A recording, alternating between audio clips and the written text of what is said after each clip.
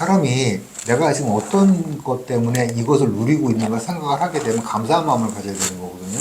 그런데 대한민국은 정신성리로 모든 것을 하다 보니까 특히 감사한 마음이 되게 없어요.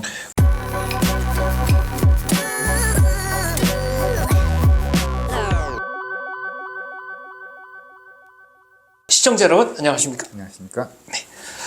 남정옥 장원제조 조선민국 600년. 네, 저희가 이제 5부인가요? 예, 4부인가요? 5부입니다. 네, 5부. 자, 오늘의 주제로 넘어가 보겠습니다. 자, 오늘은 장원재 박사님께서 무인정권 30년 그리고 이승만과 박정희가 네. 이렇게 싹 오버랩 되거나 이거 되는 이승만은 누구인가? 박정희는 누구인가? 네, 그 간단하게 해가지고 박정희 시대를 시작을 간단하게 하면서 무인정권 시대를 합니다. 그러니까 결국은 이승만은 누구인가? 박정희는 누구인가라는 얘기를 하게 되면 그 시대에 꼭 필요한 인물이었다. 이승만 대통령은 저는 상당히 불운했던 인물이라고 봅니다. 재수가 없었던 인물이죠. 네. 이게 역설적인 표현인데 저는 이승만 대통령은 미국에 태어났으면 미국 대통령 하셨을 거고, 그렇죠. 일본에 태어났으면 일본 수상 하셨을 거고, 프랑스에 태어났으면 프랑스 수상 혹은 대통령을 하셨을 뿐인데 하필이면 국권을 상실한 대한민국 이 한반도에 태어나서 한반도의 건국 대통령밖에는 못 하셨다. 근데 저는 이승만이 없었으면 건국도 불가능했을 거라고 생각합니다. 네. 많은 분들이 이렇게 얘기합니다. 풍찬노숙한 무장투쟁이 중요하지 이승만의 업적이라는 게 뭐가 있느냐. 이준열사를 우리가 상찬하잖아요. 네. 이준열사가 그 회의, 그 만국 평화회의에 편지 한 장 전하려다가 결국 그거 못하고 돌아가신 분인데 네. 이승만 대통령은 거의 개인 역량으로 수많은 국제회의에 가서 문서 전달하고 외교를 했던 분들입니다. 공식 기록을 남겼고 제일 중요한 거는 강대국들이 조선이라는 나라를 계속 의식하도록 만들었다라는 거죠. 네. 이승만이 없었으면 존재감도 없었어요. 그러니까 70년대에 전 세계 축구 팬들이 브라질 대통령 이름은 몰라도 펠레는 안다고 그랬던 것처럼 그렇죠. 당시 국제사회가 한국은 몰라도 이승만은 안다였고 그리고 이승만 대통령도 풍찬노숙하던 독립투사들을 존중해서 연설할 때마다 항상 지금도 여기에서는 우리가 무장투쟁을 하고 있고 등등등 얘기를 했습니다. 그러나 제 개인적인 견해를 말씀드리자면 대한민국이 독립하는 데 있어서 90% 이상의 공은 이승만 개인이 세운 게 아닌가라는 생각을 하게 된다라는 네. 것이죠. 그 국제정치를 전공했으니까 그 직전에 그 폴란드의 합작정부, 저합작정부가 어떤 식으로 공산주의자로 넘어가는 걸 봤거든요. 네. 그래서 합작이라는 개념은 공산주의가 공산화되는 것 같은 말이라는 걸 개념을 알고 실제 사례를 목격을 했고 네. 들었고 그건 연합정부를 만들 이유가 없죠. 그래서 공산주의 당부당이라는 논문, 그건 이제 하와이 시절에 쓴 논문인데 거기에 보면 공산주의 당연하게 보이는 것, 부당한 것, 절대 부당한 것을 그 시대에 어떻게 이렇게까지 꿰셨나 할 정도로 놀라운 통찰력이 보이는 논문이고요. 또 공산주의자들은 호열자 균과 같아서 인간이 어떻게 병균이랑 같이 생활을 하느냐 그런 말씀도 하셨죠. 그리고 많은 사람들은 이승만이 미국의 전폭적인 원조나 지원을 받았다고 생각하는데 그렇지 않습니다. 네. 미국은 자주적인 지도자라는 면에서 이승만을 매우 눈의 가시처럼 생각했습니다. 불편하죠. 네, 불편하죠. 그리고 툭하면 그 미국의 그 여러 정치인들이나 관리들 앞에서 미국 독립 정신에 따라서 나는 이렇게 했다. 그리고 미국 헌법 조문을 줄줄줄 외면서 압박을 하는 데는 방법이 없었던 거죠. 그럴 때는 프랑스에 나타나가지고 아프리카의 한 부족 지도자가 툭하면 프랑스 혁명 정신을 들먹이면서 우리한테 왜 안 해주느냐. 네, 프랑스 헌법에 보면 이런 게 있는데. 그렇게 하는 거 똑같은 거. 그러니까 옳은 소리를 하면 할수록 듣기가 싫은 거예요. 그렇죠. 그런데다가 헌법 조문도 수정헌법은 이렇게 돼 있고 왜 이걸 바꿨는지에 대해서도 조목조목 얘기하면서 따지는 데는 정말 미국으로서도 어떻게 방법이 없는 거고 또 네. 당시 미 국무부에는 그 소련에게 포섭된 공산주의자들이 많았습니다. 그들에게는 이승만은 눈의 가시 같은 존재였죠. 네. 그래서 이제 이승만 얘기를 쭉 하다 보면 이제 딱 하나 그 요거까지만 좀 짚고 넘어가자 싶은 게 있는데 네. 건준이라는 조직이 있잖아요. 건국준비위원회, 영운영의 네. 건국준비위원회. 이게 이제 만들어진 거는 일본이 항복을 하니까 조선총독부가 치안 담당을 해줄 조선인들을 물색하다가 뭐 고아 송진우나 이제 몇 분은 거절을 하고 세 번째로 선택한 몽양이 그럼 내가 하겠다 이제 이렇게 된 거죠. 근데 그러고 나서 건국준비위원회라는 걸 만들어 가지고 누가 시키지도 않았는데 뭐 대통령은 이승만 뭐 해가지고 쭉 자기들끼리 이제 조각을 하고 벽보를 붙입니다. 근데 이게 연합군 특히 미군 입장에서는 정말 받아들일 수가 없는 거예요. 네. 건주는 어마어마한 해악을 끼쳤습니다. 왜냐하면 숱한 피를 흘리고 돈을 써가면서 승리의 날을 가져왔는데 아무런 기여를 하지 못한 좀 과격한 표현으로 하자면 원주민들이 이건 내 땅이니까 그동안 고마웠고 이제 우리가 알아서 할게 니들은 나가. 근데 운영비는 원주민이자 적성국이야. 그렇죠. 일본과 같이 싸웠잖아. 그렇죠. 그 돈은 니들이 돼. 네. 이렇게 따지면은 아 이거는 미군정이 조금 더 강력하게 통치를 하게 된 데는 이런 사정이 있는 겁니다. 보기 미친 나라였다. 미친 나라. 그리고 이제 우리가 이런 얘기를 하면은 그래도 특수부대로 훈련 받았던 뭐 유일한 박사나 또 장준하 선생이나 뭐 등등 뭐 몇 분들 증언도 있고 이제 저 광복군들도 있고 미군에 소속돼 있었던 그 50명의 특수부대 OSS 부대 얘기를 많이 하잖아요. 네.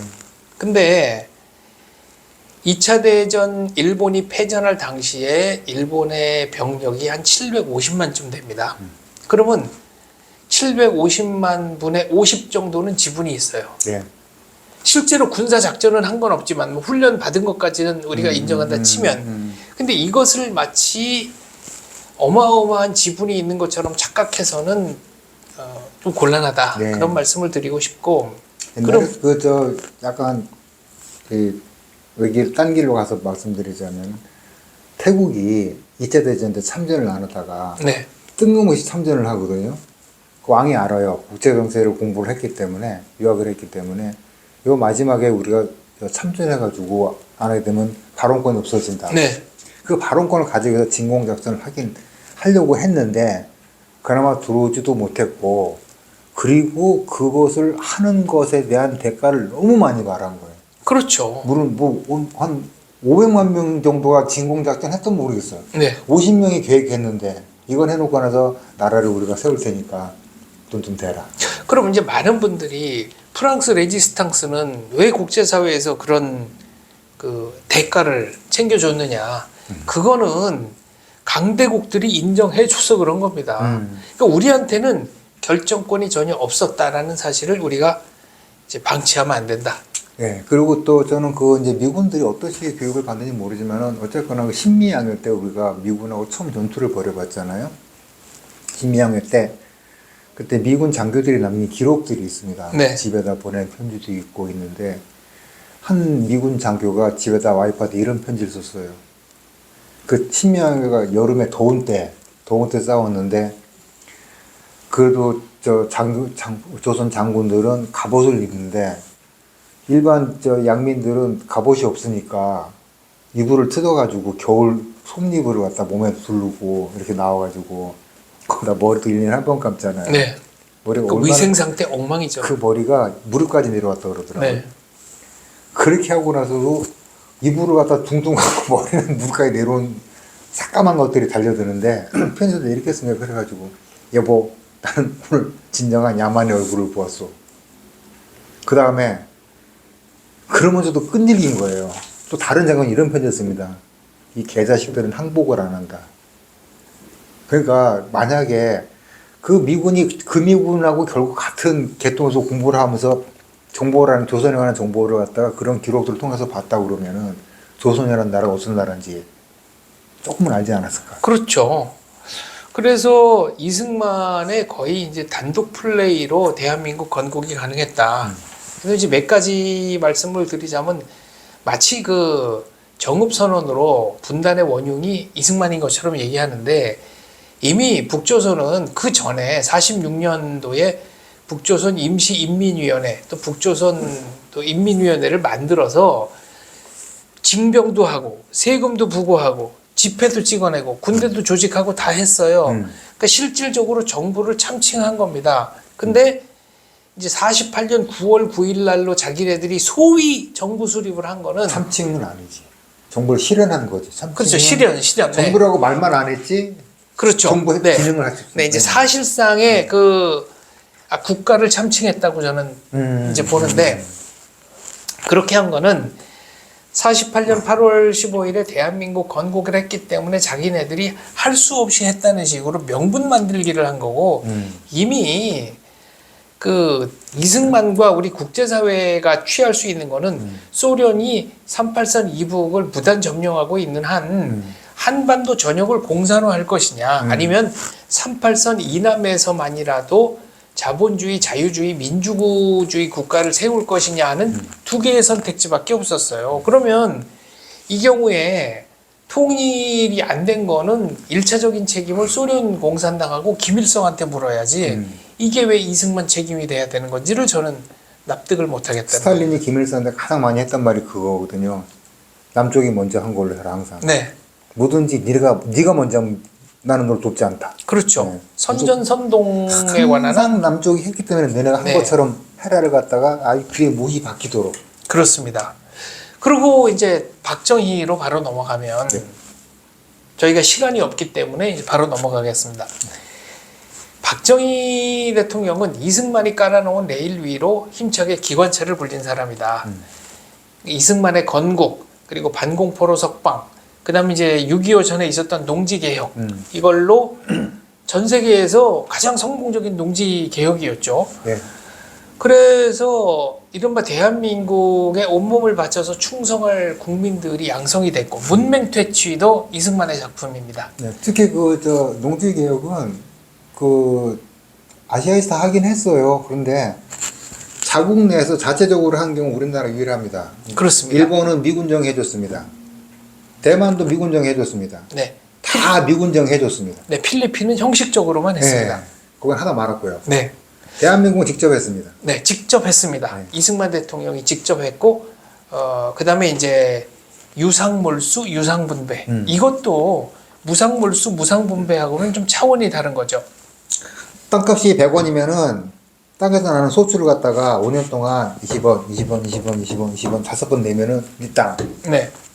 이렇게 한 거죠. 그래가지고 사람들이 내 땅을 가지니까 내 땅을 지키기 사람들이 자기 이익을 위해서 싸우잖아요. 그렇습니다. 6.25 때 와가지고 갑자기 인민군이 뭐 토지 어쩌고 나눠준다고 하니까 사람들이 뭔 소리를 하는겨. 이미 다 받았는데. 지랄을 이미 들어가고 받았는데. 네. 네. 그거 되게 중요한 거죠.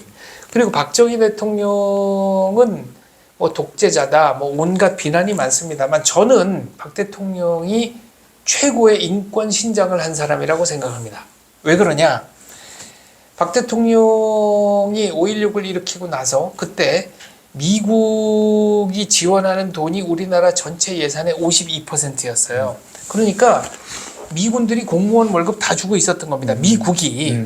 그러면 아니 전체 예산의 48%밖에 부담을 못하는 나라가 진정한 의미의 자주독립 국가냐. 그래서 박정희 대통령은 이 자족, 우리 스스로 잘 살려는 의지가 있어야 된다. 그리고 자립, 자주국방 이게 없이는 제대로 된 독립국가라고 할 수 없다라는 게 이제 박 대통령의 주장이거든요. 더 간단히 말하면은 경제 발전이 인권입니다. 경제가 발전해서 잘 사는 나라가 되면은 여자들이 거울에서 젖 내놓고 애들 젖 안 먹여요. 그렇죠. 네. 경제 발전이 안 되면은 길에서 젖 먹입니다. 할 수 있는 게 없으니까요. 길에서 똥 쌉니다. 네. 공장밖에 갈 데가 없고 그나마 공장도 없는 상황이 된다. 그러면은 일할 데가 없으니까 인심이 팔려가는 거예요. 그렇죠. 그러니까 62년에 대한민국은 전 세계에서 이 국민소득이 이제 세계에서 두 번째로 못 사는 나라였고 제일 못 사는 나라가 인도. 네. 그리고 우리나라가 말레이시아나 필리핀에 비해서 뭐 국민소득이 절반도 안 되던 시절입니다. 근데 그때 보면 신문에 전량농가라는 말이 나와요. 식량이 떨어진 거예요. 그래서 굶다 못해 가족 전체가 집단 자살을 한다는 기사가 신문 사회면에 수시로 나오던 때입니다. 그러면은 절대 빈곤, 굶어 죽는 사람을 없앤 것만큼의 인권 신장이 어디 있느냐는 거죠. 그럼요. 아, 그리고 그 이상하게 경제만 발전하면 뭐하냐 이런 소리 하는 분들은 정말 제가 가끔씩 멱살을 잡고 한 대씩 뺨을 때리고 싶을 때가 있는데, 경제 발전이 환경 보호고요. 경제 발전이 생태 보호입니다. 네, 잘 사는 나라가 자연 환경도 더 보존할 수 제일 있고, 좋습니다. 네. 그리고 인간의 도덕적인 어떤 이 도덕성을 높이는 것도 그것도 경제 발전이거든요. 지금 화장실에 가서 공중 화장실에 비치된 휴지 들고 나오는 사람 없거든요. 그렇죠. 옛날 같았어 봐요. 집에 들고 가죠. 그게 80년대만 해도 뭐 비일비재했던 거고, 비일비재했어요. 심지어는 이제 박완서 선생이 쓴 소설에 보면 조선 호텔에 무슨 약속이 잡혀가지고 이제 언니가 갔다 온 거예요. 근데 화장실에 가서 그때 수입품이던 화장지, 이 화장지도 박 대통령 때 만든다고 하니까 일부 그 야당에서는 어차피 버릴 걸 왜 돈 들여서 만드냐는 말도 안 되는 논리로 통박을 했습니다만, 네. 아무튼 그 박완서 선생님 소설에 보면 그 언니가 조선 호텔 화장실에 가서 지금 우리가 쓰는 휴지 요거를 원래 이렇게 다는 못 갖고 오고 이게 뚫뚫뚫 말아가지고 그거를 핸드백에 넣을 수 있는 만큼 챙겨요. 훔쳤다고 그래야 되나? 네. 그래서 그거를 화장할 때마다 조금씩 뜯어가지고 아껴서 이제 얼굴에다가 이렇게 톡톡톡톡 뭐 이게 화장하는데 썼다는 묘사가 있습니다. 네. 그러면은 1980년대, 70년대, 60년대에 비해서 지금 한국인들의 도덕성이 고양돼 가지고 지금 그런 걸 안 하는 거거든요. 아니거든요. 잘 사니까 그런 거 그냥 길어서 나눠주니까, 심지어는 그죠? 뭐 이렇게 간단한 아파트 이 홍보하는 네, 한 번만 들어왔다 들어와 나가시면 나가라면서 선물을 주고 그러는 거거든요. 이렇게 된 거, 이게 바로 인권이고 환경이고 생태고, 특히 여성. 그러니까 60년대만 해도 우리나라에서 가장 엘리트들이 간다는 서울법대 출신의 실업률이 뭐 50%를 상회하던 뭐 그런 시대가 있었죠. 제가 직접 들은 얘기는 저희 그 이모께서 당시 그 홀쭉이와 뚱뚱이, 양훈 양석천. 예, 그다음에 김희가, 네. 이분들이 이마우스한테 맞아가지고 뼈가 분질러지던 당시에 KBS에 네. 무용단을 하셨던 분이에요. 네. 이분이 하는 얘기가 왔어요. 이모가 하는 얘기가, 시내 차가 없어가지고 시내 차가 다니는 게 대부분 군용 트럭 같은 거래요. 네. 그럼 다 안 돼요. 좀 김중령 차, 좀 박대휘 차. 몇 대 안 되니까. 그 다음에 또 뭐가 있냐면 이제 깡패들, 네. 깡패들 차. 영업용 택시도 없고 차량도 없고 다니는 것은 김중령 차, 박대휘 차, 저 동대문파 누구 차, 이렇게 다 안다는 거예요. 그러니까 영업용 택시가 아주 없었던 건 아닌데, 그때 영업용 택시라는 거는 정말 고관 대작이 전세 내 가지고 어디 말하자면 지금 개념으로 치면은 기사 딸린 렌트카 정도. 리무진 같은 거죠. 네. 네, 그랬던 거고, 그러니까 이런 것들을 자꾸 환경 생태를 좋아하시는 분들은 맨날 그렇게 얘기하는데, 사람이 내가 지금 어떤 것 때문에 이것을 누리고 있는가 생각을 하게 되면 감사한 마음을 가져야 되는 거거든요. 그런데 대한민국은 정신성리로 모든 것을 하다 보니까 특히 감사한 마음이 되게 없어요. 그러니까 배부른 돼지보다는 배고픈 소크라테스가 좋다. 근데 그럼 배부른 돼지와 소크라테스라는 극단적인 비교도 문제가 있지만, 그럼 굶어 죽는 소크라테스는 뭐 의미가 있습니까? 그러니까요. 그래서 그 고마움에 대한 것 대신에 우리가 많은 것을 손해를 본 게 있죠. 이를테면 인권이 일정 부분 유보당했다, 이런 것들이 있는데, 감사할 부분은 다 지워버리고 오로지 그때를 현재 기준으로 재단해가지고, 그러니까 이것은 문제가 심각한. 지금 기준으로 과거사를 재단하는 거는 후대에 태어난 자의 오만입니다. 멍청한 짓이죠. 네. 오만은 아니고 바보. 바보죠, 바보. 네. 네. 그런데 그럼 이제 박정희 시대 때 박정희 대통령이 왜 그렇게 경제 개발에 진력을 했느냐? 본인이 쓴 책들이나 이후의 발언들을 쭉 살펴보면 경제적 자유의 실현 없이 민주주의, 그러니까 정치적 자유를 실현한다는 것은 그렇게 큰 의미가 없다. 전혀 의미가 없다. 네. 예. 그리고 민주주의는 신이 아니다. 음. 미국식 민주주의를 여러 가지 사회 역사적 환경이 다른 대한민국에 들여와서 그대로 이식하는 것은 그게 뭐 어느 정도까지 의미가 있는지는 모르겠다. 예. 민주주의가 좋은 건 알겠는데 그걸 우리 환경과 여건에 맞게 좀 고치고 수리해서 쓰는 게 진정한 민주주의 아니겠느냐. 이제 그런 얘기를 한 거고요. 그래서 저는 보수나 우익이나 보수 이쪽에 계신 분들이 자꾸 이승만을 옹호할 때는 지금 시각으로 지금의 기준으로 이승만을 판단하지 말라라고 이야기를 하면서 보면 또 가끔 김구는 지금의 기준으로 또 이렇게 재단하는 경우들이 많은데 그것도 그러시면 안 됩니다. 김구 이승만을 비교를 하자면 김구 선생이 갖고 있었던 거는 내가 뭐 정권을 잡으면 이렇게 하겠다는 청사진입니다. 이승만 대통령은 현실에서 온갖 난간과 제약을 무릅쓰고 이룩한 현실적인 결과물입니다. 이승만 대통령이 뭐 하려고 그러니까 미국에서 그래? 그러면 이건 우리 뜻이랑 다른데 그러고 기름을 안 풀어요. 석유를. 그때는 대한민국에서 쓰던 모든 석유가 100%가 미군 부대를 통해서 이제 수입이 되던 때니까요. 그게 백기듭니다. 이승만 대통령이. 그러면 이승만과 김구를 비교할 때는 청사진이랑 청사진을 비교하든가 현실과 현실을 비교해야 이게 정당하고 공평한 거지. 저쪽은 청사진이고 이쪽은 현실태를 갖다가 비교해서 당신이 왜 이렇게 못했어라고 한다면은 이거는 말이 안 되는 얘기다. 그렇죠. 그리고 저 백범일지가 사실 저는 그렇게 재밌는 책을 본 적이 별로 없어요. 네. 너무 웃겨요. 거기는 사실과 다른 얘기들이 많아요. 근데 저는 약간 그거를 앞부분에 특히 자기 집안에 아주 문제가 많은 삼촌이 하나 있었는데 작은 아버지인가 네. 너무 이 사고를 많이 치니까 아킬레스건을 좀 절단해가지고 네. 힘을 빼 이런 얘기도 나오고 네. 재밌는 게 많거든요. 뜬금없이 붙어있는 나의 소원은 문화국가라는 건 뜬금없는 그거는 백범일지를 쓴 네. 그러니까 뭐 대필을 했든 뭐 구술을 받아 적었든 춘원 네. 이광수의 창작이 아닐까 하는 생각이 듭니다. 그래서 지금 그건 하나 확실히 이루어졌잖아요. 한류. 네. 네. 저희가 가끔 세계사적 관점으로 봤을 때 주목할 수 있는 인물을 갖다 꼽으라 하게 되면은 일단 뭐 광교도 대왕이 들어갈 수 있고 네. 장보고 들어갈 수 있고 그 다음에 어쨌거나 중세 나라를 통일했으니까 고대 김춘수 김춘추, 김유신 콤비. 네, 들어갈 수 있을 거고 고려시대 없고 조선시대 없고 세종대왕. 한글 창제. 우리나라에서 하나 의미가 있지 세계사적으로 한글 창제는 문맹태취.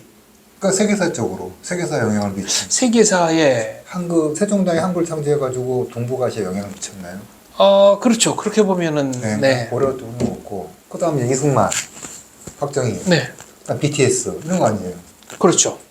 이게 세계사적 의미에는 한국인들인 거예요. 네.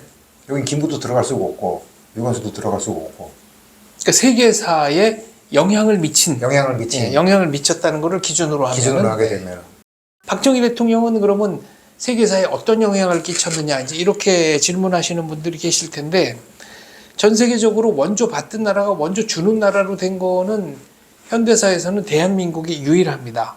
그래서 박정희 대통령 같은 경우는 현재 제3세계 세계 시민들에게 불세출의 영웅이죠. 그러니까 롤 모델입니다. 제3세계 개발 도상 국가들이 하나 착각하는 거는 박정희 시대에 항상 막차를 계속 탔다는 거 그래요. 네. 철강, 전자, 전기 모든 분야에서 이게 만약 기차가 출발하면은 못 따라가요. 그렇죠. 철로를 갖다 이미 그 플랫폼을 벗어나 버린 거는 사람이 달려서 못 따라가는 건데 박정희에 대한 기록을 읽어보면은 모든 것이 항상 막차로 타요. 네, 타서 기차가 달리는 동안에 이제 맨 뒷칸에서 앞칸으로 나가는 거죠. 설국열차 비슷한 걸 하게 되는데 그래서 우리나라가 하느님이 보호하신 나라입니다. 막차를 항상 탔기 때문에. 그렇죠. 그리고 다행히 막차를 타려면은 사람이 도움닫기를 해야 되잖아요. 네. 이 도움닫기 할 수 있는 것을 만들어준 게 이승만이라는 거죠. 그렇죠. 레일을 깔았다는 건 그런 네. 개념 이해를 하시면 될 것 같아요. 그렇습니다. 그래서 박정희 대통령의 그 초기 기록 중에 아주 반복해서 나오는 대목이 있거든요. 그게 뭐냐면 경제적으로 시골 방방곡곡이 잘 살아야 공산주의자들의 침투를 근본적으로 막아낼 수 있다라는 겁니다.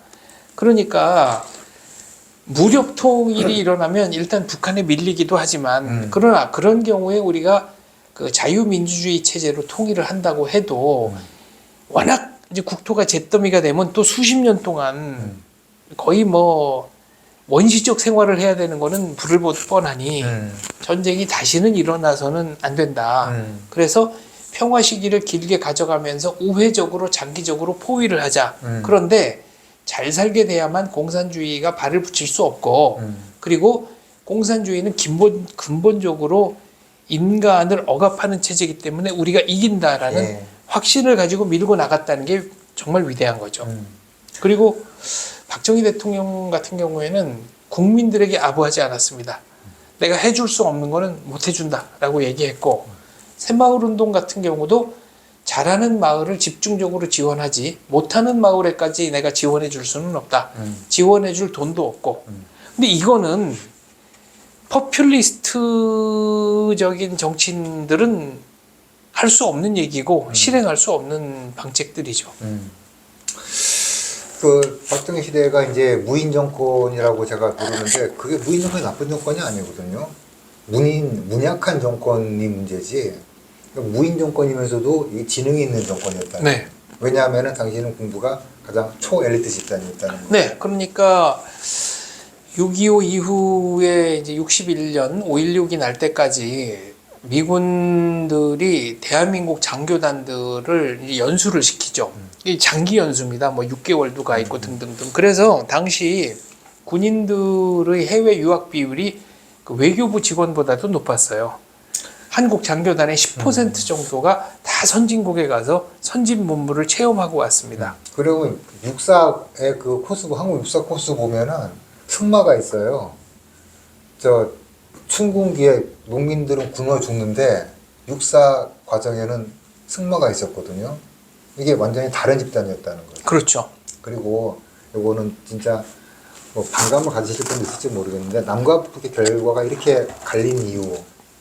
이승만도 머리가 좋고 공부를 잘했고 박정희도 머리가 좋고 공부를 잘했고 김일성은 머리는 좋은데 공부를 못했고 안 했고 네. 만약에 남일 같은 사람이 북한을 끌고 갔다 하게 되면은 북한은 전혀 다른 방식으로 갔을 가능성도 있거든요. 한 탈북자가 이런 얘기를 했어요.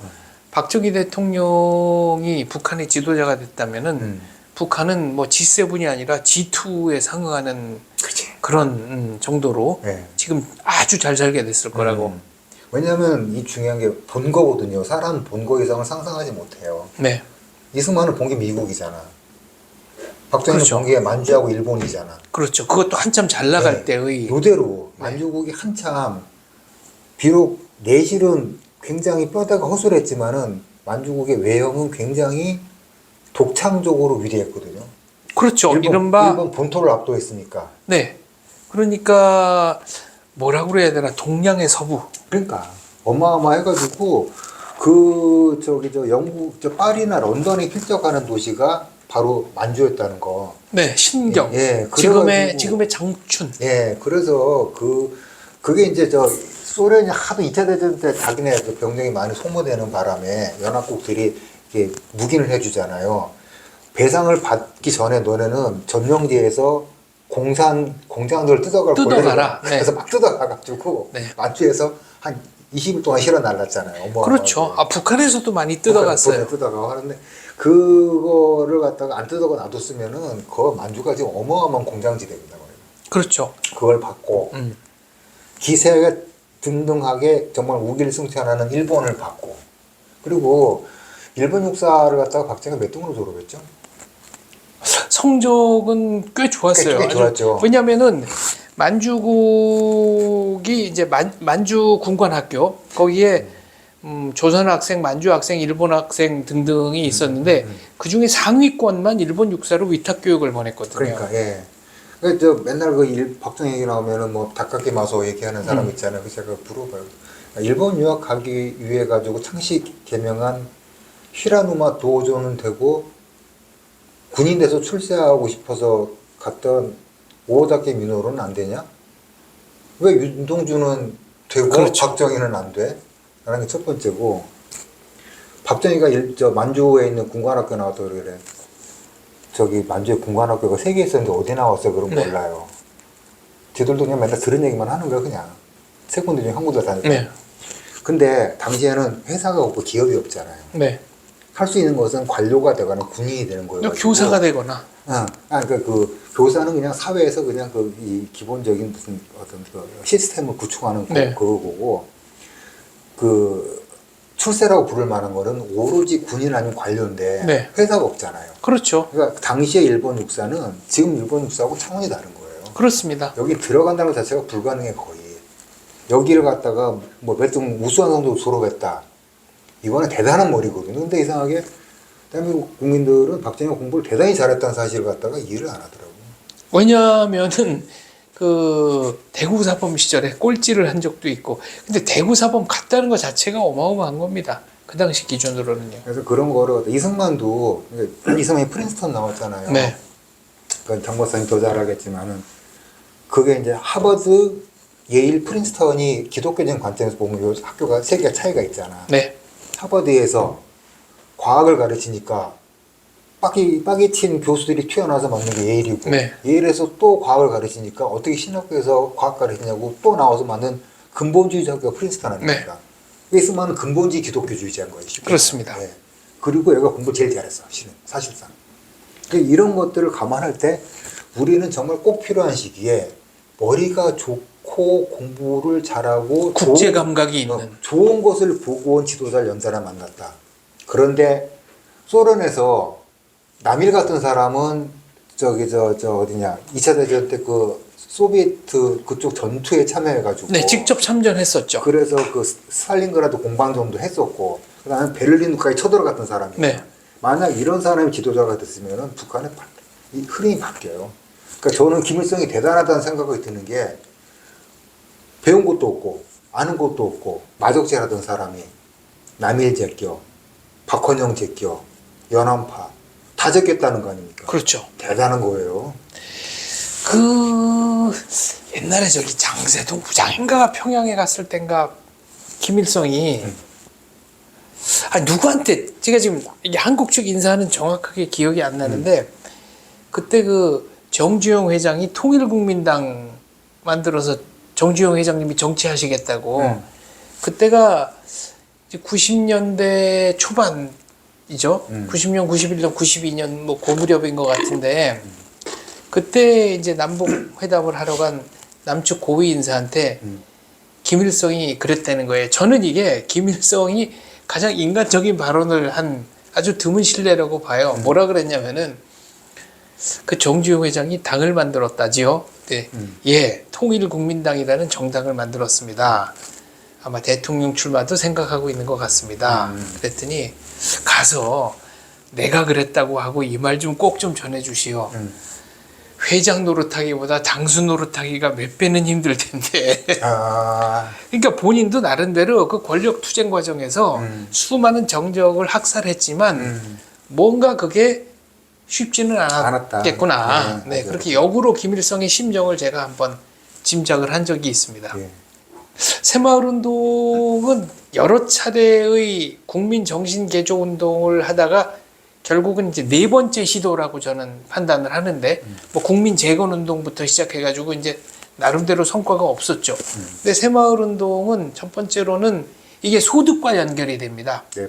그러니까 잘 사는 운동이다. 그다음에 두 번째로는 이제 기업들이 뒤를 받쳐줍니다. 이게 재건 운동 때는 기업들이 없으니까 그냥 국민 정신만 개조하고 끝. So what 이렇게 된 건데. 기업들이 생기면서 이제 취직도 하고 돈도 벌 수 있고 이 돈 벌 수 있는 기회가 확 늘어난 거죠. 그리고 세 번째는 여성 인력. 새마을 지도자의 상당수가 여성인데 가부장적 봉건적 질서화에서는 여성의 역할이라는 게 없어요. 가사노동하고 뭐 출산하고 빼면 그런데 여성들이 사회 전면에 등장하게 되는 판을 깔아줬다.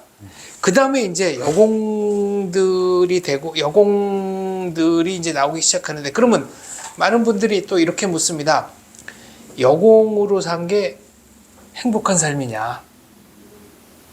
근데요, 물론 여공으로 사는 게 잘 사는 삶은 아니고 그렇게 지금처럼 뭐 중산층의 안락한 삶은 아니다. 여기에는 동의합니다. 그러나 선택지가 늘어나는 거는 그 자체로 복지예요.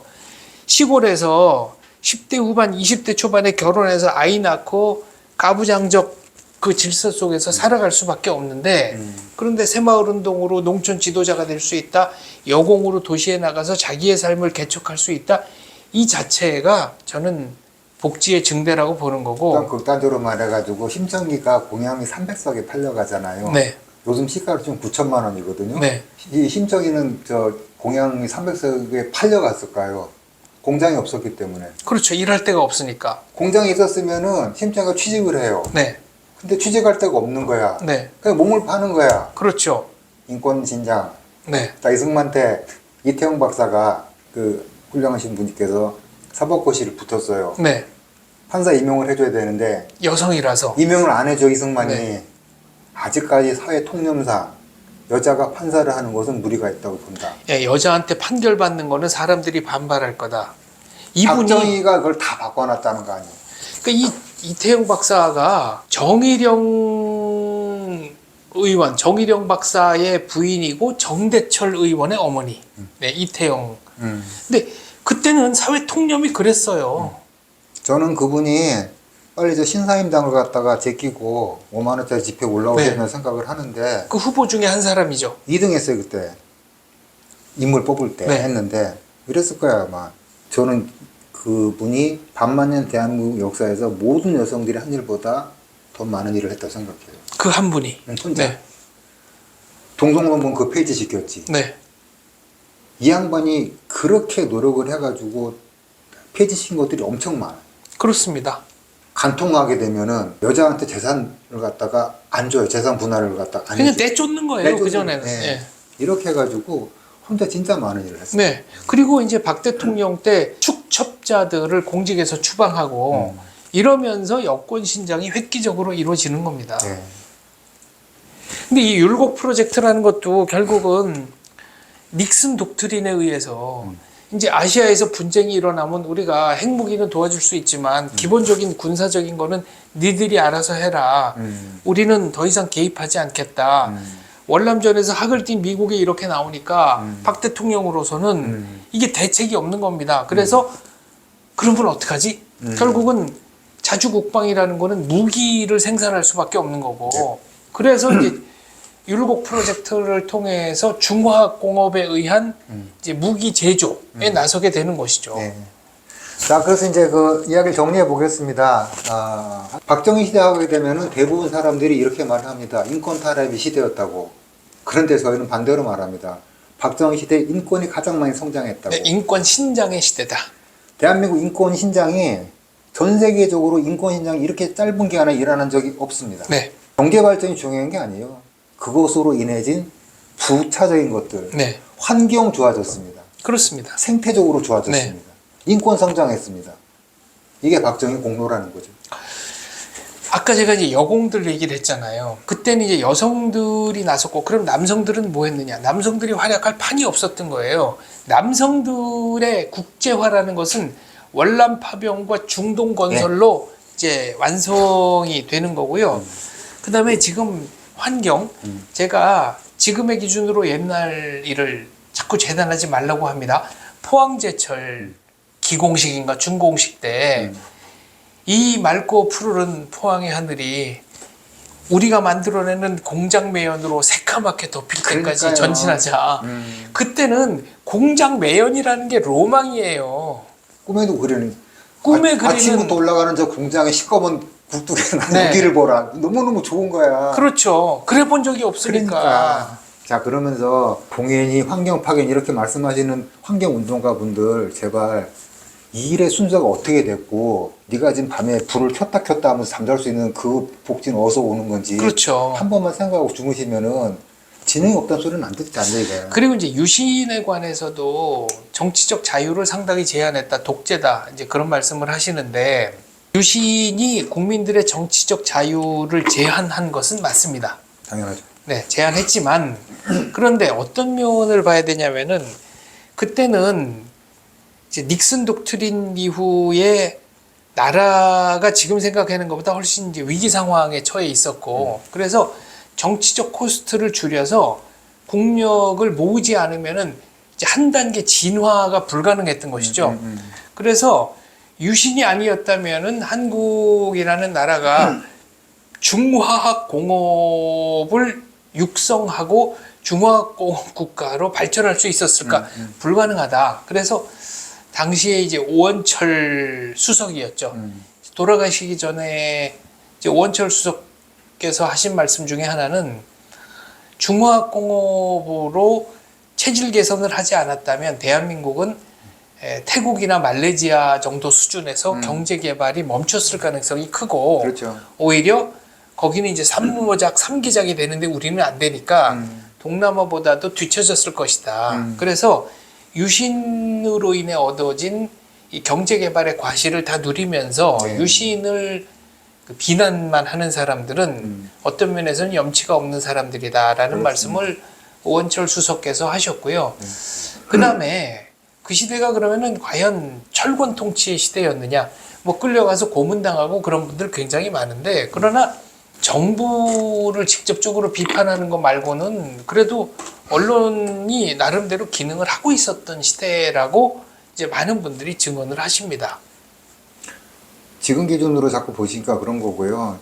저 대한민국이라는 데서 사람이 인간 취급받기 시작한 게 사실 몇 년 안 돼요. 불과 몇 년 안 된다고 봅니다. 그거를 갖다가 지금 기준 자꾸 저 대한민국은 60년대 70년대까지 후진국이었어요. 휴진국이었죠. 네, 그것도 손으로 꼽는 후진국. 네. 그런 나라에서 인권? 말했잖아요. 박정희가 경제개발을 하는 바람에 인권이라는 게 생겼다고. 네. 국민들이 굶어 죽는 나라에서는 인권 개념이라는 게 더불어 같이 신장할 수가 없는 겁니다. 구조적으로 불가능해요. 농촌에서 아버지가 딸을 때리니까 딸이 가출해서 공장에 취직하는 서울 가가지고 네. 인권. 그것도 공장이 있으니까 그러니까 가출도 하고. 그 인권이라니까. 네. 그러니까 인권이라는 거는 개인이 이제 삶을 선택할 이 선택지가 많아지는 게 결국 인권이고 복지입니다. 예. 제가 그런 얘기 하거든요. 예를 들면은 이제 아프리카 어느 나라에서 굉장히 뭐 돌팔매질을 잘하는 뭐 누군가가 있다. 그러면은 아프리카에서는 그냥 뭐 할 수 있는 게 없어요. 한국이나 일본이나 미국에 오면 야구 선수로 크게 출세하는 거죠. 그리고 똑같이 야구에 재능이 있는 사람이라 하더라도 나는 한 1회나 2회 정도는 기가 막히게 던질 수 있는데 체력이 뒷받침이 안 돼서 그 이상은 못해. 야구가 발전하지 않았던, 그러니까 고교 야구밖에 없었던 70년대 한국에서는 그런 선수는 별로 그렇게 쓰임새가 많지 않아요. 그렇죠. 근데 프로야구가 번성한 지금에 와서는 특급 마무리 투수로 기능할 수 있는 겁니다. 그러니까 모든 분야에서 선택지가 늘어나면 늘어날수록 개인의 소질, 재능 이런 거를 발휘할 수 있는 길은 늘어난다. 그래서 밥 굶지 않게 해주는 게 인권 신장이고 잘 살게 해주는 게 인권 신장이다라고 생각하며 그런 면에서 이승만, 박정희는 우리가 정말로 고마워해야 될 분들이다 이렇게 생각을 합니다. 네. 저도 한마디 말 마지막 보태자면은 BTS가 우리가 못 살았으면 걔는 공마당 가요. 그렇습니다. 잘 사니까 빌보드를 가는 거고 못 살면은 공마당 가는 거예요. 아 그리고 BTS가 만약에 뭐 30년 전에 나왔다 그러면 정말 아주 잘했을 때는 뭐 토산품 가게의 기념품 정도 취급은 받을 수 있었겠죠. 그러나 BTS의 인기 뒤는 대한민국이라는 브랜드 자체가 매력적인 브랜드가 됐기 때문에 그 연장선상에서 BTS가 있는 겁니다. 저는 그런 면에서 이원복 교수님과 견해를 같이 하는데 대한민국이 전 세계적으로 매력적인 브랜드가 됐다는 신호탄이 싸이의 강남스타일이다라는 거죠. 네. 그러니까 그 전까지 대한민국은 그렇게 전 세계적으로 매력적인 나라가 아니었어요. 뭔가 가보고 싶고 담고 싶어 하는 나라는 아니었다라는 겁니다. 예. 지금과 또 달랐습니다. 그러니까요. 예. 자, 그래서 박정 시대를 그렇게 정리를 했습니다. 그 무인정부 시대에 관한 더 자세하고 재밌는 얘기들은 이제 이 책에 다 들어있으니까 네. 제발 부디 모쪼록 독서를 갖다가 하시면서 콘텐츠만 챙기시는 게 아니고 말을 하는 표현 같은 것도 여기서 늘어날 수 있거든요. 네. 글을 읽으면 말을 잘하게 됩니다. 어떤 바보가 이런 말을 했더라고요. 글 잘 쓰는 놈이 말 잘하는 것도 거짓말입니다. 글을 잘 쓰면 말도 잘합니다. 글을 무슨 말도 못합니다. 네. 그럼 말 같지 않은 소리가 바로 정신승리 중에 하나라고 생각을 하고 그렇죠. 여기 네. 있는 이야기 들어갔다가 자꾸 읽고 자녀들한테도 읽히시고 네. 와이프도 혹은 남편한테도 읽게 만들어져가지고 좀 더 대한민국의 멋있는 모습을 좀 더 멋있는 말로 표현할 수 있도록 도서를 반드시 구입해 주시길 네. 바라겠습니다. 정신승리는 사회악입니다. 실질강건. 제대로 생활을 하고 제대로 나라를 발전시키자. 그리고 우리 역사를 제대로 직시하자라는 두 눈 부릅뜨고 정면에서 바라보자는 생각으로 이 책을 썼습니다. 성리학의 제도래. 이것만큼은 절대로 막아야 된다고 생각합니다. 자, 마무리는 역시 북한입니다. 저희가 왜 북한입니까?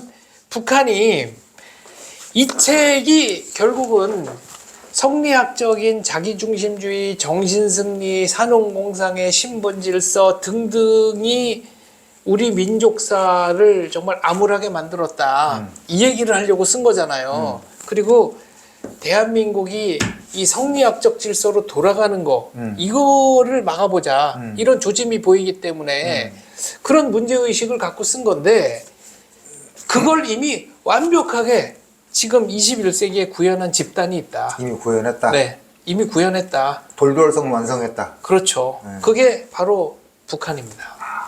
그래서 이제 북한 얘기를 좀 해야 된다는 거죠. 네. 대한민국은 그렇게 성리학이 다시 그 기세를 올리기 쉽지가 않은 게 이게 경제 발전을 하고 하다 보니까 개인들의 암묵들이 좀 트여가지고 네, 폴란드처럼 인텔리 분자들을 데려다 싹 쏴죽이지 않는 한은 네. 불가능해요. 그 소련이 그 집단으로 폴란드 네, 죽인 거. 하킨숲에 쏴죽인 네. 거. 그 사회가 기능하려면 사회에 머리를 쏴죽여야 되잖아. 네, 그때는 뭐 장교단 뭐 소위 이상은 다 모조리 쏴주겠다는 죽였죠. 거 모조리 아니에요? 죽였다는 거 아니에요. 근데 지금 대한민국은 그런 인구가 많이 늘어났거든. 네. 그럼 함부로 성리학이 대한민국을 재접수하기가 아주 쉽지는 않아요. 생각보다는 쉽지 않을 거예요. 생각보다. 그런데 북한은 아니다 그 얘기죠. 북한은 이미 다 다 끝났다. 성리학적 질서가 다 이제 지배를 하고 있다. 오히려 6.25 탈레반보다도 더한 그 주체 사상 탈레반들이 네. 네, 북한 전역을 장악했다 이렇게 보는 거죠. 한 가지만 예를 들어가지고 설명을 해주세요. 왜 북한은 성리학의 나라인가? 아니 당장 그 주체 사상이라는 게 쉽게 말해서 자, 인간의 결정은 인간 스스로 이제 주체적으로 결정한다. 여기까지는 좋아요.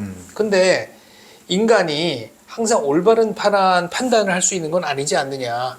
그러니까 이 판단을 제대로 판단할 수 있는 사람한테 위임하자.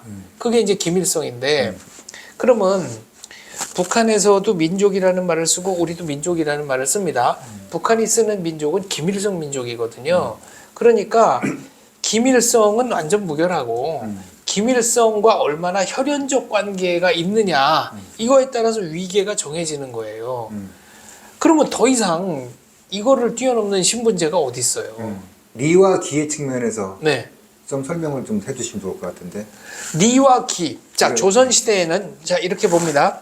리는 뭔가 정신적이고 고상하고 정말 인간의 그 추구해야 할 순수한 추구해야 될 방향.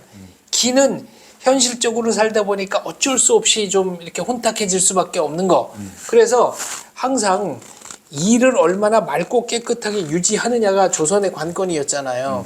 근데 조선은 그래도 노노의 가치가 개인 수양이었기 때문에 지가 열심히 노력하면 혼탁한 기를 좀 빼고 좋은 기로 바꿀 수가 있다. 이 가능성을 열어놨어요. 물론 열어놓은 거는 일부 극소수의 그 양반층한테만 열어놓은 거죠. 근데 북한은 이거를 아예 차단을 해놨어. 이것조차도 차단을 해놨어. 조선보다 훨씬 더 심각한 사회죠. 그러니까 이제 북한은 신체적인 생명하고 정치적 생명을 나누는데 그렇죠. 신체적 생명은 부모가 주지만 정치적 생명은 수령이 주는 거거든요. 그렇죠. 수령을 위해서 완전 무결한 존재야. 그러면 내가 맑은 리에 도달하기 위해서는 수령의 말을 갖다 그대로 들으면 되는 거예요. 그냥. 그렇죠. 그대로 따라하기만 해야 되고 그대로 따라하지 않으면 죽는 거예요. 네, 정치적인 생명이 없어지는 거기 때문에 네. 수령과 일치화되기 위해서 노력하는 주체적인 인간형. 그렇죠. 그러면 완벽한 리를 달성하는 거예요. 네. 그래서 왜 성리학이 완성이 된다.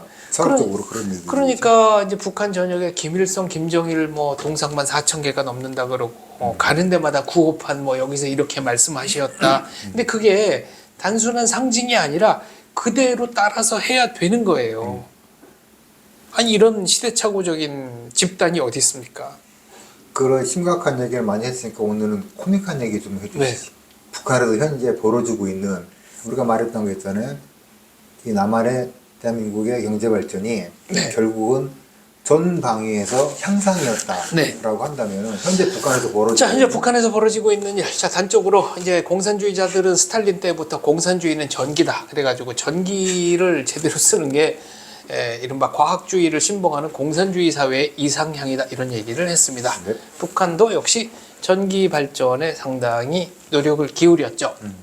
제가 이제 탈북자 인권운동 하면서 그 베나TV를 10년째, 이제 10년이 넘었네요. 야, 벌써 그렇게 됐네요. 근데 그 중에 그 고위 탈북자랑 인터뷰를 한 적이 있어요. 그래서 제가 농담 삼아서 아니, 선생님은 그래도 평양에 뭐 과학자 거리인지 창관 거리인지 50몇 층 아파트에 뭐 40몇 층에 사시다 오셨다는데 당에서 그렇게 배려를 해주셨으면은 그래도 좀 일말의 고마운 마음 같은 게 혹시나 있으십니까?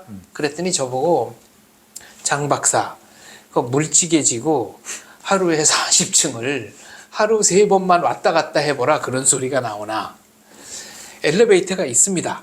있는데 하루에 2번 다녀요.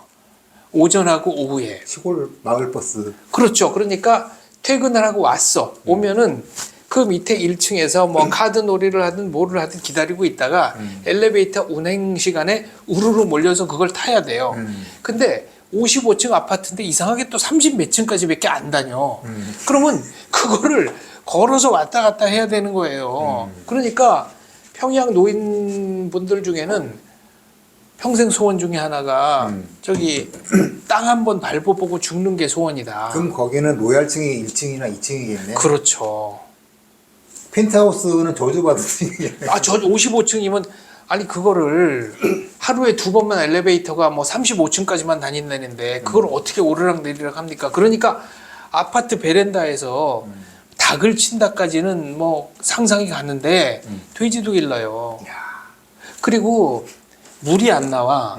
그 물이 안 나오면은 북한에서는 그 조선중앙방송이 요만한 물 가지고 이걸로 뭐 양치도 하고 밥도 짓고 세수도 하고 뭐 용변도 보는 이게 이제 조선 여성의 알뜰한 물 사용법이다 등등등. 그 이제 물찌개로 50 몇 층을 지고 올라간다고 생각해 보세요. 근데 문제는 저기 제가요. 네. 어머니가 편찮으실 때 어머니가 18층에서 하셨거든요. 네. 근데 그때 아파트 그 엘리베이터 고장이 났어요. 네. 긴 병에 효자 없다고 하죠. 짧은 병에도 효자 없거든요. 어머니 얼굴 보고 와야 되는데 네. 나 18층 못 올라갔어. 아 그때 암투병 오래 하셨잖아요. 18층이 아니고 또 내려와야 되잖아. 네. 36층이잖아요. 포기했어요 그러면? 네. 근데 그거를 갖다가 매일 네. 물지개 지고 네. 55층까지. 매일. 그것도 평양에 제일 잘 사는 사람들이. 그리고 이게 물이 없잖아요. 근데 이제 평양 아파트 1, 2층은 또 조심을 해야 되는 게 뭐냐면은 여기는 로얄층의 단점이야? 로얄층의 단점. 이게 폭격을 맞을 수 있어요. 왜? 물이 없잖아요. 예. 물이 없으면 한 방울의 물도 아껴야 되잖아요. 예. 그 이제 용변이 문제가 되잖아요. 아. 그러면 그 평양은 이상하게 그 동유럽식으로 예. 모든 아파트 문이 우리는 이제 바깥으로 여는 건데 이렇게 안으로 여는 거래요. 아. 그래서 네. 대야 같은 데다가 소변 대변을 보고 그걸 밖으로 뿌려. 아니 저 우이 16세 때나 벌어진다는 얘기. 물이 없으니까 그 조금 좀 사는 집 같으면 비닐봉지 같은 데다 묶어서 투척. 그 다음에 이게 어느 집에서 투척한 건지 모르게 얼른 문을 닫는 게 요령이에요. 아. 그러면 평양 아파트 주변은 그래서 뭔가 모르게 그 원초적인 냄새가 장렬을 합니다. 베르사유 궁전이 떠오르는 그런. 그렇죠. 그런 그런데 화장실이. 그런데 이제 북한은 아직도 이제 비료 생산 이런 게 잘 안 되니까 거름 비료를 내라고 이게 마을마다 할당이 나와요. 네. 그래서 시골 같은 데서는 이제 공중 변소에 자물쇠를 해놓고 지켜 똥을 훔쳐갈까봐. 그래서 평양 주변에 그런 데도 이제 알아서 수거를 해가요 그거를. 그 물 안 나와, 불 안 나와, 물이 없고 불이 없고 쌀이 없는데 이게 무슨 제대로 된 사회주의 국가입니까? 말도 안 되는 재밌긴 얘기지. 하잖아. 그게 남의 일이니까 재밌지. 그러니까 남의 일이니까 재밌지. 남의 일이니까 재밌지. 자기 일이 된다고 생각해 보세요. 그리고 북한은 소위 북한 헌법에 무상의료라고 해놨어요. 그렇죠. 그럼 무상의료의 민낯은 뭐냐? 병원에 가 약품이 없어. 그러면 의사 선생님들이 어디에 가면 이 약을 판다고 암 시작을 가르쳐 줘요. 그럼 거기 가서 이제 사고 그거를 이제 의사는 아마 이렇게 나누겠지 뒤에서. 그리고 자 맹장 수술, 맹장이 터졌다. 이거 심각하잖아요. 구루마 한 대를 돈 내고 빌려. 그래서 그거를 이제 싣고 가는 거야. 예. 요새 얘기야, 옛날 얘기야. 요새 얘기예요. 21세기 얘기야. 재밌네. 아니 자전거에 싣고 가. 근데 병원에 가. 그러면 이제 병원에서는 그 뒷돈을 주고 의사 선생님한테 수술 제발 해달라고 사정을 해요. 그 여기서 끝나느냐? 그게 아니야. 변전소로 달려가서 어느 병원에 전기 좀 넣어달라고 수술실에 돈을 내. 예. 그리고 병원으로 와서 병원의 그 난방 담당자한테 이 수술실하고 입원실에 제발 좀 난방 좀 넣어달라고. 이게 무상의료의 민낯이에요. 어지간한 재력가나 실력자 아니면은 아프면은 상당히 힘들겠네, 그러면. 그렇죠. 제가 예전에 그런 말을 들으면서 좀 이상한 데도 있었거든요. 돈이면 다 되는 세상 하면서 누가 저주를 하는 거야. 네. 돈이면 다 되면 좋은 거 아니야? 좋은 거죠. 돈이 안 되는 게 많은데. 자, 제가 어떤 물건을 사고 싶어요. 어떤 서비스를 구입하고 싶어요. 무슨 축구장이나 뮤지컬 이런 걸 보고 싶어. 근데 돈이면 다 되는 사회는 어쨌거나 돈만 있으면 누릴 수 있어. 근데 민족, 종교, 성별 이런 거에 따라서 안 된다. 당신은 아시아 사람이라 입장 금지. 당신은 남자니까 이거 못해. 응? 당신은 뭐 성이 장씨니까 이거 안 해. 이런 식으로 차별한다고 생각해 보세요. 그런 사회에 비해서는 돈이면 다 되는 사회가 훨씬 더 진일보한 사회죠. 북한은 최근에 돈이면 다 되는 사회로 조금씩 이제 옮겨가고 있어요. 그러니까 그 전까지는 토대에 따라서. 그러니까 자꾸 이거를 이제 우리 기준으로 생각하면 안 되는데, 자, 북한에도 대학이 있습니다. 그럼 대학을 누가 가느냐? 공부 잘한다고 가는 게 아니에요. 토대가 좋아야 가는 거지. 그렇겠죠. 그러니까 토대도 뭐 교장 선생님의 이른바 그 뭐 추천서가 있어야 되고 등등. 아무튼 이게 자꾸 그 우리의 기준으로 생각을 하면은 여러 가지 이게 어긋난다. 그 비 올 때 옷 입은 채로 나가서 빨래한다는 얘기는 뭐예요? 물이 없으니까 아, 세탁이 불가능하니까. 네. 우리도 영화, 한국 영화, 옛날 영화 보면은 머리 네. 감고 있는데 네. 물 안 나오면은 네. 뭐 이런 좀 코미디로 많이 나오잖아요. 네, 그럼 나가서 그냥 비 오면. 비 올 때 네. 비누로 이렇게 머리는 좀 했어. 네. 갑자기 비가 멈추면 어떡해? 그럼 뭐 알아서 그냥 그런 거예요? 네. 개인의 역량으로? 개인의 역량으로 어떻게 하는 거죠. 그래서 북한에서는 그래도 그러니까 온수 뜨뜻한 물이 나오는 목욕탕이 있기는 있는데 이제 탄광촌 같은데 거기는 어쩔 수 없으니까. 더운 물이 나온다는 거가 사람들이 쉬운 거라고 생각하더라고요. 공중 화장실에서 더운 물 나온다는 게 우리는 너무 당연하게 생각하는 거예요. 화장실에서 이제 물 안 나옵니다. 이 인요한 박사님이 인요한 박사님이 북한을 여러 번 왔다 갔다 하셨어요. 근데 이제 이분이 그 노무현 대통령 직전이죠. 그때 이제 북한을 갔는데 해주 같으면 예전에 그 황해도 도청 소재지고 지금은 황해북동과 황해남동과 아무튼 북한에선 그래도 잘 나가는 데잖아요. 그러면 거기 가면 이제 여관 뭐 북한식 5성급 호텔쯤 뭐 되는 게 있겠죠. 그래서 우리는 남의 돈 얻어다가 그 모금해가지고 이렇게 그 의료 장비 사주고 이런 단체니까 제일 싼 방 주시오. 그러면 이제 북한에서는 제일 싼 방 가격으로 제일 비싼 방 주겠습니다. 뭐 김정은이 자고 갔대나 뭐 김정일이 자고 갔대나 뭐 이런 방을 주는 거예요. 근데 그런 방 수준이라는 게 어느 정도냐면은 내가 비포장도로, 북한에 포장도로 몇 개 없습니다. 네. 아까 병원 얘기했잖아요. 그 월드뱅크에 다니는 제 후배가 고난의 행군 때 북한을 가고 갔다 와서 이제 경악한 얘기를 해주는데 자기는 두 가지가 충격이었고 마지막에 한 가지가 결정타였다. 하나는 뭐냐면 북한에서 가장 자랑하는 무슨 혁명 뭐 열사들 뭐 이런 사람들이 다니는 병원에 갔는데 철제 침대에 녹이 다 벗겨져 있고 링게루병이 일본 맥주병 소독해서 쓰더라.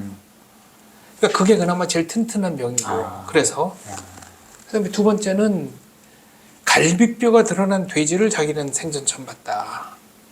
그 생물학적으로 어려운데. 생물학적으로 어려운데 아무튼 갈비뼈가 드러난 그리고 비루 먹은 소라는 게 저런 거구나. 그러니까 그냥 골격이 다 보이는. 개가 마른 거는 본 적 있어요. 네. 근데 돼지가 마른다고? 굉장히 그로테스크하대요. 돼지가 말라? 네. 그 다음에 평양에서 함흥까지를 가는데 거기에 시체들, 안 치워간 시체들이 많았다. 그래서 자기는 그 3대 충격을 잊을 수 없다라는 얘기를 하더라고요. 저 상어 이렇게 절단해가지고 현대미술. 네. 나는 그 돼지 갈비뼈 이거는 그냥 그대로 저기 그러니까 그대로 그냥 전시하면 예술일 네, 것 같은데. 그대로 사진을 찍어 오면 처음에 저게 무슨 동물인지를 몰랐다는 거예요. 아니 사람 먹을 것도 없는데 사람 먹을 것도 없는데 돼지나 소한테 줄 여물이 어디 있었겠어요. 그러니까 돼지는 참 불행한 게 사람하고 돼지가 먹는 종목이 겹치잖아. 네. 서로 먹는 종목이 그렇죠. 달라야 되거든. 네, 똑같습니다. 잡식성. 똑같아가지고 그러니까 개도 마르고 돼지도 네. 마르고. 우리가 지금 지금 잠깐 옆길로 새서 평양 병원 얘기하기 전에 무슨 얘기했었죠? 아무 얘기나 될 것 같은 거가요. 지금 네. 얘기가 워낙에 대부분 세상에 이런 일이 이런 얘기로 네. 흘러가고 있기 때문에. 네. 근데 어차피 지금 요게 이제 챕터 중에 하나가 12챕터 중에 하나가 북한입니다. 이 북한에 대한 얘기는 이 귀로 듣고 재밌는 거하고 눈으로 보고 웃는 거하고 다르거든요. 네.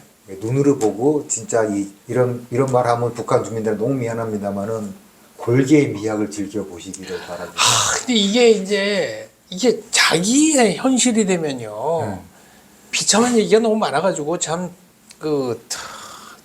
북주민 얘기 듣다 보면 정말 아니 인간이 저렇게까지 하고 사나 싶은 경우들이 많아요. 지금 제가 말씀드린 얘기는 북한에서 그나마 그래도 잘 사는 사람들 얘기입니다. 그러니까 저 북쪽으로 올라가서 함경도 평안도 이쪽으로 가게 되면은 네. 완전 조선시대라고 거의 그러던데 분위기가. 그렇죠. 양강도, 자강도 뭐 이런 데는. 그 탈북자들이 가장 좋아하는 노래가 힘이 들 땐 하늘을 봐. 네. 눈사람 부제가. 탈북자들이 좋아하는 노래는 여러 개가 있는데 이제 대한민국에서는 그렇게 히트하지 못했는데 북한에서는 뭐 국민가요식으로 히트한 노래가 있어요. 돈타령이라고 아세요? 몰라요. 그 홍수환 챔프의 동생 홍수철. 홍수철. 뭐돈 때문에 속상하고 무슨 철부지 이런 노래 네. 부른 사람 아니야? 그렇죠.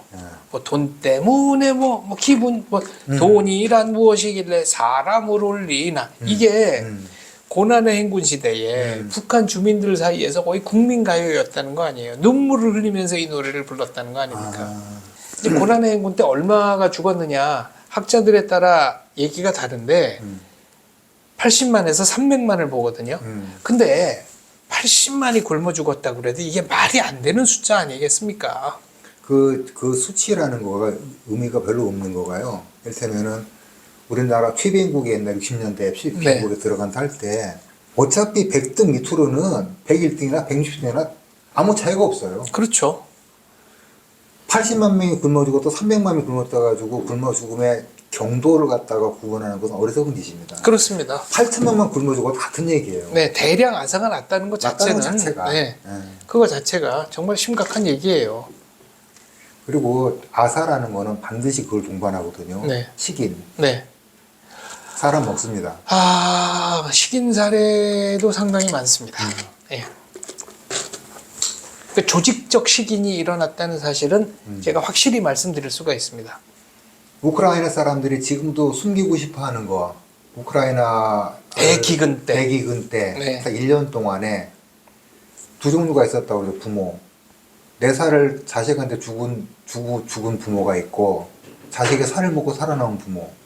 그래서 우크라이나 사람들은 지금도 그 얘기를 절대로 입 밖으로 꺼내지 않습니다. 그리고 그때는 차마 자기 자식을 죽일 수 없고 자기 부모를 죽일 수 없으니까 이렇게 교차로 이렇게 하기로 하자라고 하고 이제 순간적으로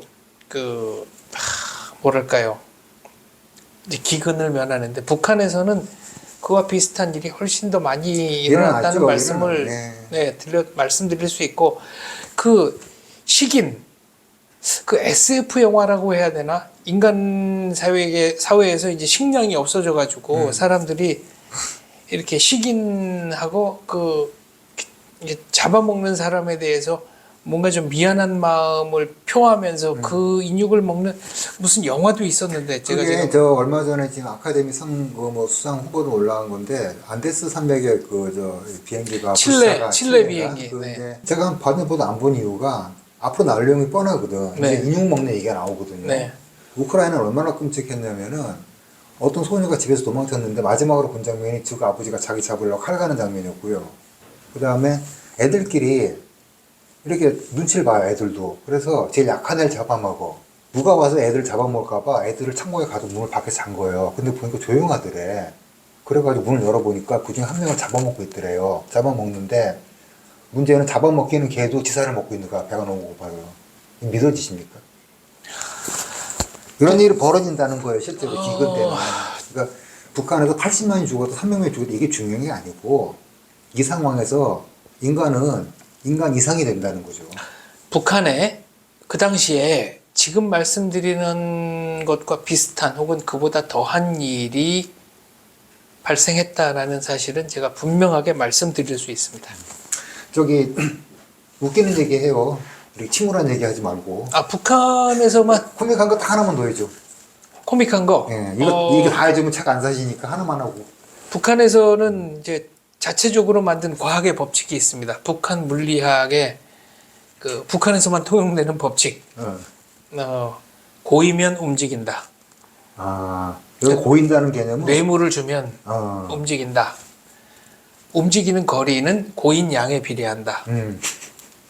그리고 워낙 이제 사회 전체가 뇌물로 돌아가는 나라니까 당원은 당당하게 먹고 안전원은 안전하게 먹고 군인은 군데군데 먹고 뭐 이런 얘기들도 이제 북조선에서 널리 하는 얘기고요. 그 다음에 50년대 한국에서 통용되던 속담, 법은 멀고 주먹은 가깝다. 이런 얘기하면 북한 사람들 깜짝 놀라죠. 그 얘기를 어떻게 아십니까? 자, 오늘 그래서 마지막 7번째 시간으로 제가 여기다 쓴 게 1992년 다시 조선으로 김영삼이 그 기점으로 돌아갔고 돌고 돌아 성리학 600년 역사에서 정점을 찍은 북한 얘기를 갖다 하는 것으로 이 책을 간단한 이제 큰 카테고리를 설명을 드렸습니다. 12개의 키워드로 읽는 조선민국 600년. 조선 건국부터 1992년까지 600년 동안 지배했던 성리학이라는 괴물. 남한에서는 다시 한번 회상하려고 하고 북쪽에서는 이미 회상을 했고 그 얘기들을 이 책 한 권에 담았습니다. 그렇습니다. 이런 책은 아직껏 없었고 네. 당분간도 없으리라 생각이 듭니다. 네. 예, 그래서 이 책들을 좀 보고 우리가 싸워야 할 것은 어떤 것인가? 386이 아니에요. 성리학이지. 그렇습니다. 네, 성리학 싸우고 정신 승리하고 싸우는 거고. 네. 승리가 중요하죠. 그렇습니다. 정신은 필요 없습니다. 네, 정신 필요 없습니다. 네, 승리하면 네. 실질적으로 이겨야 합니다. 그렇습니다. 그런 얘기가 하고 싶어 이걸 준비했습니다. 네. 그리고 대한민국의 현대사는 그 자체가 어마어마한 성취이기 때문에 사실을 사실대로만 알려도 이게 어마어마한 얘기를 우리가 할 수 있습니다. 그러니까 정신 승리를 하지 말고 실질적으로 승리한 얘기를 하자라는 게 이 책의 집필 의도입니다. 예.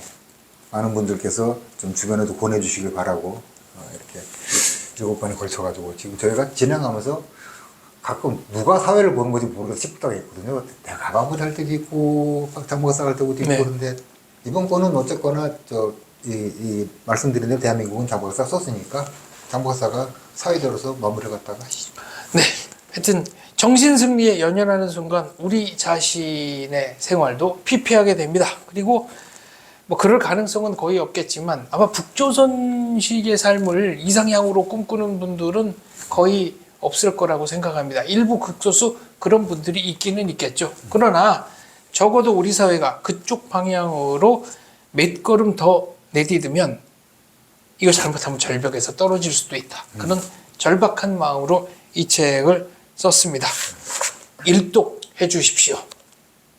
간곡하게 부탁드립니다. 오늘 말씀은 여기까지 하겠습니다. 감사합니다.